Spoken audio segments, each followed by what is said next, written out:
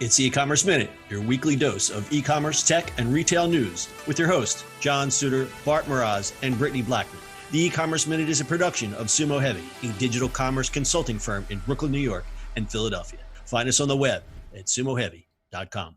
It's the eCommerce Minute, episode 781. These are our top stories in e-commerce, tech, and retail for the week of January 25th, 2021. Amazon Prime has amassed over 142 million subscribers, a number that has most certainly been aided by the COVID-19 pandemic.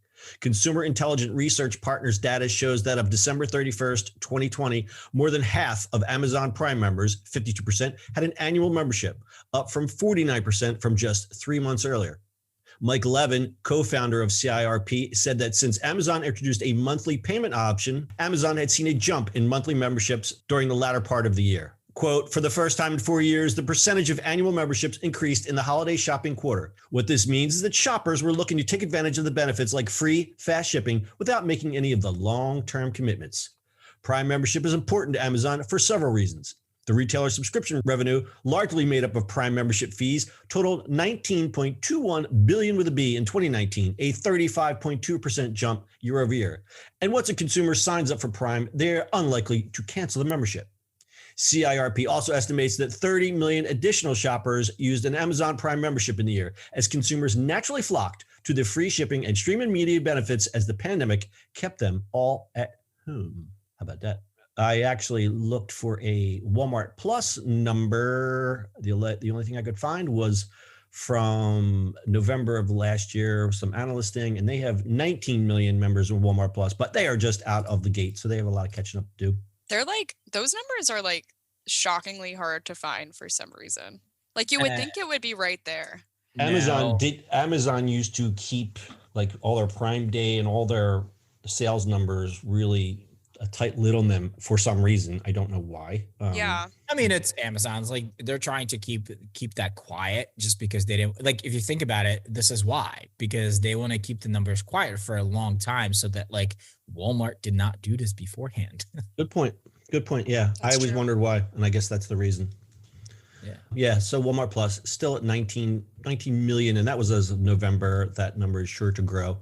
We got a couple stats here. Global e-commerce sales were at 4.28 trillion in 2020. Trillion, that's with a T, with a 14.3% increase expected in 2020, according to eMarketer. And then we also have Target bringing up the rear. They have their shipped. I'll just give a personal anecdote here. I've been switching between Target and Walmart because I'm trying to get off the Amazon horse. Target drives me nuts, and this is a UI UX thing because they have 3 ways to get your stuff. And they're always driving you different ways, and you fill your cart because you're thinking, I just want to get all these things, and you go to check out. And if you're not paying attention, you wind up some things in shipped, some things they think you want to pick up the store, some things you want to have delivered, and then there's a differentiation between shipped and delivered, which is really weird if you don't know, if you're like someone who doesn't understand these things, and I pretend to do, it gets a little confusing. So there's my Target. There's your quibbing about that. Yeah. So they have a lot of Prime members, but I think today I just saw an article or this week about all of a sudden Amazon grocery being the top of the heap of the best grocery kind of stores, beating up HEB, which is kind of crazy. I think with Prime membership and getting delivery, that's where it's at for them now. And what is it now? It's 2-hour delivery from Whole Foods with Prime? I think so. Is that true? I believe that's what the play is. But they also now have their own grocery stores too. I can't wait for those. John, there's one near you somewhere, right? Yeah, I just told you that they've ripped the facade off of this. It was an old 2 guys, and then it was a Kmart, and then the Kmart just sat empty for like, or 3, 4, 5 years. In fact, I used the facade of this empty Kmart on one of our white papers a couple years ago because it was a really grim picture. And they are now moving fast in this thing. I mean, the facade is completely ripped off. They're gutting the inside. So I will have an Amazon grocery store near me probably within the next 2 months. Yep. I'm very excited. Yep. Exciting times. Okay. Next story. Get your Girl Scout cookie fix online. Ooh. Girls, are you talking? Yes, I said ooh. Ooh. Girls. Keep on reading. I'm hungry. Girl Scout cookie season traditionally begins rolling out each January, and last year the timing couldn't have been worse. Just as sales normally take off, America was hit with the COVID-19 pandemic, leaving the organization searching for an alternate plan. By March, the Girl Scouts had set up online ordering, allowing people to get cookies shipped directly to the door or donate boxes to frontline workers. And for 2021, the Girl Scouts are coming in prepared and bringing a new cookie with them. Girl Scouts has kicked off its 2021 cookie drive with a partnership with Grubhub. It marks the first collaboration with a national delivery service as the national organization pivots to online selling and contact-free delivery during the pandemic. Grubhub isn't charging a fee to the organization, and local Girl Scouts will track and fulfill the orders as well as manage inventory via Grubhub's platform, with the overall program continuing to help girls develop important life skills such as goal setting, decision-making, money management, people skills, and business ethics. That's not to say you can't still buy cookies directly from a Girl Scout. In fact, GS USA suggests that if you want cookies, you should reach out to any Girl Scouts you know to first see how they're selling them. The organization explains that many members are still working in creative, socially distant, and contact-free ways, from running virtual cookie booths on social media to setting up drive-through locations to facilitating orders that ship directly to customers' doors. But if you don't know any Scouts and you don't see yourself browsing the streets for cookies, you still have online options. And as the GSUSA stresses, even then, the proceeds from each and every purchase stay local with the troop and its council.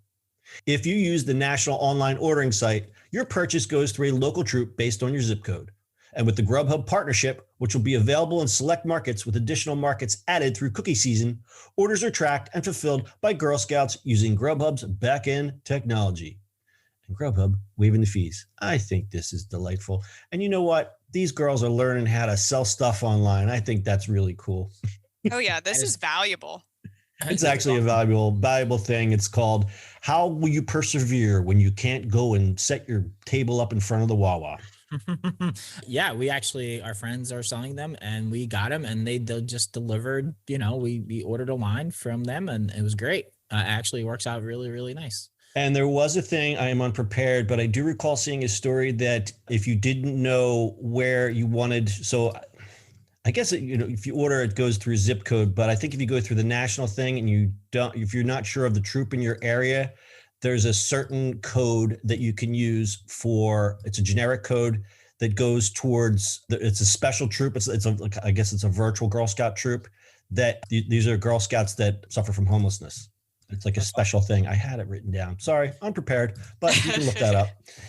Yeah, so that's pretty cool. I always liked organizations like the Girl Scouts. I was a Cub Scout and a Boy Scout, and it teaches you a lot of good life skills. It may not be as cool as it used to be because, it's like, I remember wearing the uniform and thought I was a real cool kid, but I would probably get, a wedgie or something if I, it was these days. But I get the virtual wedgie, yeah. And I think these are great. Teach kids some life skills and things that they probably don't learn at home. A socially distanced wedgie. Socially distanced virtual wedgie. Yes. Work on that app. I will fund that app. What's your favorite cookie? I'm so curious. It's always changed, but I'm always team Thin Mints. The problem is with the Thin Mints, when you get the box, the serving size is one sleeve, and I'll eat a whole sleeve. My God, yeah. I forget it. And I try, and the last couple of years I've been kind of like, all right, don't bring any cookies in the house because I'll eat them all. But then one magically appears in my house and I'll just be standing in the kitchen going, I'll just have 3. I'll just have 5. I'll just have 7 Thin Mints. Okay, put the box away.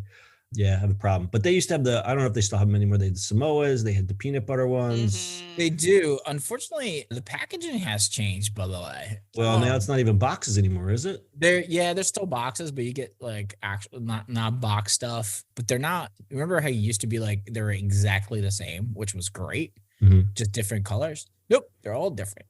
Yeah. Makes no sense to me in a way. And the cookies have gotten smaller. I know the Samoans are not the same that I had when I was a younger person. Well, I have tea. So back in the day when I was a Girl Scout, we had this one cookie and it was limited edition and they were literally called piñatas. And let me tell you something. It was like a cookie with it was almost like a strudel or like a Pop-Tart pastry type of thing, and it had like this like strawberry jam, and then over it there was like icing drizzled on them, and I'm looking at this. I do recall this. they were the absolute best, and they took them away. I will never forget those cookies. They were, and I've been begging for them ever since. Like I've been craving them since like a decade ago. Ladies and gentlemen, since we've fallen down the Girl Scout cookie rabbit hole, there is a Pinterest board called Girl Scout Cookie Graveyard, and they have this delicious cookie. So just look up Girl Scout Cookie Piñata. Speaking of Girl Scout cookie flavors, there is the new cookie that we did not mention. The new cookie for 2021 is called Toast Yay, billed as a French toast inspired cookie dipped in delicious icing and full flavor in every bite. Yum, yum, Oh yum. my God. Yes. Welcome to my food podcast. And finally, for the Girl Scout cookie story, GNC has also agreed to support the Girl Scouts by allowing girls to set up outside their locations in a safe and socially distant manner. But selling from traditional stores will be expected to be limited due to COVID-19. Blah, blah, blah. So, we just can't. Well, God, how many times can I say COVID-19 or pandemic during this podcast? But gone are the days temporarily is when you had the parents selling the cookies in the office and you went to every convenience store and there were the cookies. So the only good news is it's good news for people's diets. Everyone else, just go order your Girl Scout cookies online. Support the Girl Scouts of America or USA or whatever they're called. Thank you. Girl Scouts get a bell. We're going to add something, Britt? Go ahead. I was going to say that we should start a petition to bring back some of the cookies in the graveyard. That's all. You get on that. Oh, and also this Grubhub thing. I mean, can you imagine being a stoner and just be like, yeah, man, let's get some cookies. Yes. It's like the perfect thing. That's called, what's the cookie place in Philly? Oh, Insomnia. Insomnia. I mean, I know they're everywhere, but found in Philly, just to say. There's something different in Girl Scout cookies. I don't know what they put in They them. just hit different. Yeah, they do. Crack. Yeah, literally. It's actual crack. Little do we All know. right. We're breezing through this today. All right. For our final story, Kroger's self-scanning cart. Kroger Company, the largest U.S. supermarket operator, is piloting an artificial intelligence-powered smart shopping cart from New York-based Caper Inc., a retail automation technology company. Branded as a Krogo by Kroger, the Caper cart has been quietly tested at a Kroger banner store in Cincinnati since last October. The technology lets shoppers scan items and pay directly via the cart, eliminating the need to wait in line at the checkout area. The Caper cart uses AI and machine learning to scan products as customers put them in the cart, which has a built-in scale for items sold by weight. A touchscreen near the cart's handle displays a running tally of items selected, and an attached point-of-sale card terminal allows customers to pay for their purchases right on the cart. Shoppers bag their own groceries, and once payment is completed, they exit the store. So don't even try to sneak an extra can of Pringles into your cart. Kroger will know about it. Kroger noted that its smart cart offers grocery and other retailers a plug-and-play autonomous checkout solution that doesn't require a store retrofit or operational overhaul to deploy quickly. But Kroger and Caper aren't the first companies to roll out smart carts. The Amazon Dash cart first showed up at the new Los Angeles supermarket Amazon opened last year. The store has cashiers, but Amazon said it wanted to give shoppers a way to bypass any checkout lines. The cart is equipped with a touchscreen and other hardware components like cameras and a scale to automatically detect what items you're placing inside, how much they weigh, and it's all the same as the Caper. So the Caper was the first one out of the gate with this part. If you recall, we did a story on this many, many moons ago. We used to do a lot more stories about just grocery tech. This was a very interesting story. But it was one of those where great technology, but who's going to buy these? Because these carts were probably very expensive. Well, Kroger stepped up and bought a bunch of these carts. It's interesting, and the article points out about, because we all look at the Amazon Go as the future of this type of retail, this type of grocery retail, at least on a smaller scale. And the thing that the reason that it's not ubiquitous now is because either building it out or retrofitting it is super, super expensive. But doing something like this with an autonomous cart is an easy way to get into that. And I will note I always like to tell my true stories. Sam's Club has the self-checkout now, and you used to have to suffer, you'd go and get your 5 pounds of butter and your 10 pounds of peanut butter, and then you'd have to wait in line for a half hour. Well, Sam's completely streamlined their checkouts. They now have a bunch of self-checkouts, but they also have just through the app, and you can zip in and zip out. So I'm not sure that this super tricked out cart is the way to go. It's very helpful when you have things that have to be weighed. I guess in a traditional grocery store that would make more sense. But I guess with the Sam's Club, you're basically using your phone and you're in and out. So I don't know. I don't know if this is going to be something that you're going to see widespread again, because very, very spendy shopping carts. I have a question for you though. Sure. Are people still going to leave them like jackasses in the middle of the parking lot instead of That's what I'm saying. Like instead of putting them in the actual like cart and just leaving them next to their thing so they block 5 different spots? So this is a good point here. I can't even imagine letting this cart outside of the store. So I'm wondering what kind of retrofit that Kroger had to do to make space for these super fancy carts. And I'm sure we still have the old fashioned steel shopping carts that are strewn all over the parking lot, blocking people's parking spaces. So. Well, I know here in Philly, people like love stealing shopping carts for their own. Like the amount of people I just see walking down the street with a shopping cart from like Target or Acme. I'm like, well, yeah, it's hard to get. I mean, it's hard to get groceries home. So you just take a cart, and then when you get near your house, you just throw it in the woods. That's the yeah. But like some of them have that like the block thing on it, which is always funny to me. Like how do you get that? Like, do you just break it? you break it. You just drag the cart. You just keep dragging it until you get home. Yeah. It's crazy. So yeah. Oh, here we have a little factoid here. The Kroger pilot marks Caper's 3rd deployment with a national retail chain in the past 12 months. Sobeys Incorporated, one of Canada's largest food and drug retailers, has rolled out the Caper cart since piloting the technology in October 2019. While New York retailer Food Seller and Company went live with the Caper cart earlier in 2019. And there's also another, speaking of Caper devices, Caper recently introduced the Caper Counter, what encapsulates the Caper cart's AI and product scanning capabilities into a smart box that provides self-checkout service for on-the-go customers. Self-checkout is the way to go, and I think obviously COVID has accelerated that because people don't want to. People like me, I don't want to be around anybody, but now everybody else has to stay away from each other. So it's like, listen, I've been training my whole life for this. I know how to stay away from people. I know how to do it. It's just ask me. I'll show you how to do it. That's done. Absolutely.